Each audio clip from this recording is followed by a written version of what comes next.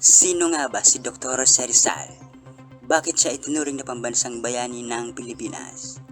Sa loob ng ilang minuto, balikan natin ang makulay at makabayang buhay ng taong nagmulat sa diwaan ng mga Pilipino. Ipinanganak noong Hunyo 19, 1861 sa Calamba, Laguna. Si Jose Protasio Rizal Mercado y Alonso Rialonda ay mula sa isang pamilyang edukado at may kaya. Ang kanyang katalinuhan at pagkauhaw sa karunungan ay kapansin-pansin na kahit bata pa lamang. Mula Ateneo hanggang Europa, hindi tumigil si Rizal sa pag-aaral. Nagtapos siya ng medisina sa Universidad Central de Madrid at naging espesyalista sa mata.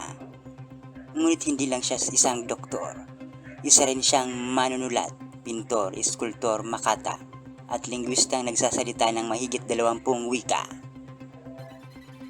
Ang kanyang pinakasikat na mga akda ay ang Noli Me Tangere at El Filibusterismo.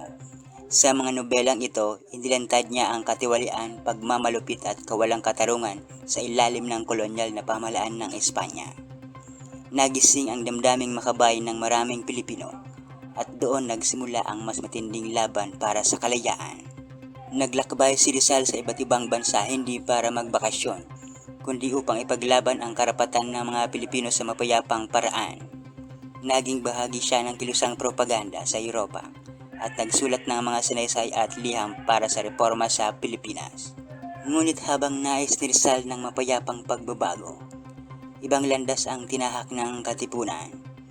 Bagamat wala siyang direktang kinalaman sa armadong revolusyon, siya ay isinangkot ng mga Kastila sa pag-aaklas. Nahuli si Rizal, nilitis at hinatulan ng kamatayan. Noong Disyembre 30, 1896, siya ay binaril sa Bagong Bayan. Ang lugar na ngayon ay kilala bilang Rizal Park o Luneta. Sa gabi bago siya mamatay, isinulat niya ang tula na Mi Ultimo Adios, isang pamamaalam na puno ng pagmamahal sa bayan. Hanggang ngayon, nananatiling buhay ang alaala ni Dr. Jose Rizal. Hindi lang siya bayani sa kasaysayan, kundi simbolo ng talino, tapang at pagmamahal sa bayan. Ang tanong ngayon, tayo ba'y namumuhay sa diwa ni Rizal?